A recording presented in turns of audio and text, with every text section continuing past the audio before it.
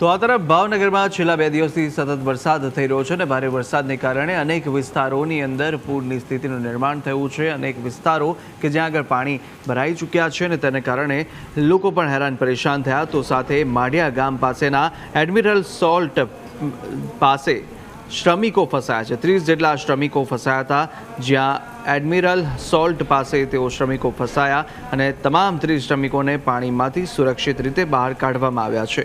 શ્રમિકો 2 દિવસથી મીઠાના અગરમાં ફસાયા હતા, આખરે તેમનું રેસ્ક્યુ કરવામાં આવ્યું। ગોપાલભાઈ તરફથી મેસેજ મળેલા કે અહીંયા એમના 3 પશુપાલકો જે રાત્રે ગયેલા છે આવેલા નથી। એ સમાચાર મળતા હું અત્યારે સ્થળ ઉપર 8:30 વાગે આવી ગયેલો અને ત્યાં તપાસ કરતાં એ લોકો ત્યાં અંદર ફસાયેલા હતા। પછી હોવાનો અંદાજ આવેલો।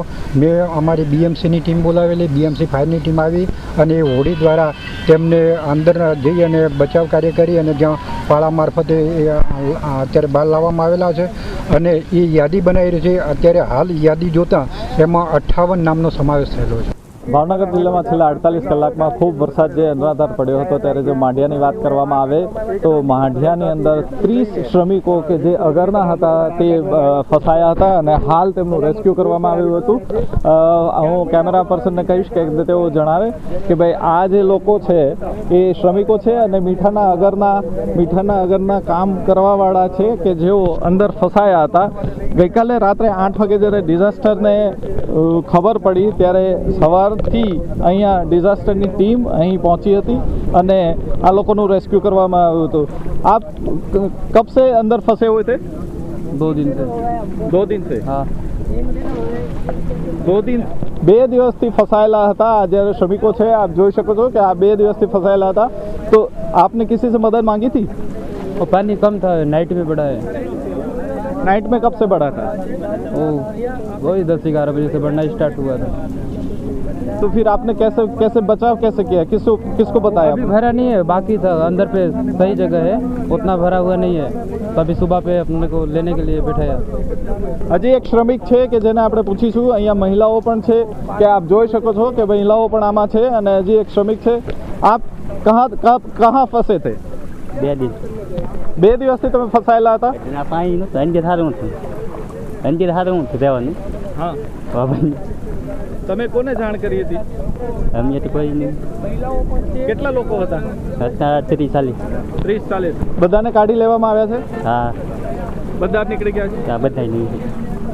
અહીં આપ જોઈ શકો છો કે જે લગભગ 30થી 40 શ્રમિકો અહીંયા ફસાયેલા હતા અને બધાને રેસ્ક્યુ કરવામાં આવે છે। જ્યારે રેસ્ક્યુના જવાનો અત્યારે આપણી સાથે જે રેસ્ક્યુ કરીને આવી રહ્યા હતા એ રેસ્ક્યુના જવાનો પણ અહીં છે। આપણે એમને પણ પૂછીશું કે કેટલા લોકો હતા અને ક્યારે તમને ખબર પડી અને કેટલા લોકો હતા? હજી જાણવા નથી મળ્યું, હજી કાઉન્ટિંગ બાકી છે। જેટલા આવ્યા છે એટલા અહીંયા લાવ્યા છે, હજી બીજા બાકી છે। હજી કેટલા લોકો બાકી છે? તો તે ત્યાં બીજી ટીમ છે જે અમારા કર્મચારી છે એની આજે હજી વાત નથી થઈ, હમણાં વાત થાય એટલે બધું જાણવા મળી જશે। અત્યારે કેટલા લોકોનું રેસ્ક્યુ કરવામાં આવ્યું છે? 39 લોકો। એમાં મહિલાઓ ને બાળકો 5-6 જેટલા હતા। ફાયરના જે જવાનો છે તેમણે કહ્યું કે 39 લોકોનું રેસ્ક્યુ કરવામાં આવ્યું હતું, તેમાં મહિલાઓ અને બાળકો પણ હતા। આ ચંદન સોલ્ટનું જે જગ્યા છે એડમિરલ સોલ્ટમાં લોકો ફસાયા હતા અને જે પાળો છે તે લગભગ 3 થી 4 કિલોમીટર દૂર જે હતો એ પાળાથી લોકોને ચાલીને આ સાઈડ ચંદન સોલ્ટ પાસેથી લાવવામાં આવ્યા હતા। કેમેરામાં પણ જોઈ શકો છો કે મહિલાઓ તેમના બાળકોને તેડીને લાવી રહી છે। તે પણ એક દ્રશ્ય એવા છે કે 2 દિવસથી ફસાયેલા આ શ્રમિકો હતા જે મીઠાના અગરમાં કામ કરતા હતા, જેસીબીમાં કામ કરતા હતા। आप कितने दिनों से फंसे हुए थे? अच्छा, એમને કદાચ ગુજરાતી કે હિન્દી નહીં સમજ। आप कितने दिनों से फंसे थे? જે શ્રમિકો મહિલાઓ છે તેમને ખ્યાલ નથી આવતો પણ 2 દિવસથી ફસાયેલા હતા, પરંતુ 39-40 લોકોને રેસ્ક્યુ કરવામાં આવ્યા છે, જેમાં મહિલાઓ અને બાળકો પણ હતા। Siddharth Gogari, news capital, Bhavnagar.